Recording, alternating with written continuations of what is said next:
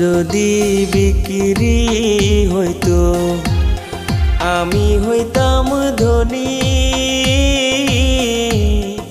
আমার কাছে আছে সই গো দুঃখ নামের খনি, সই গো দুঃখ না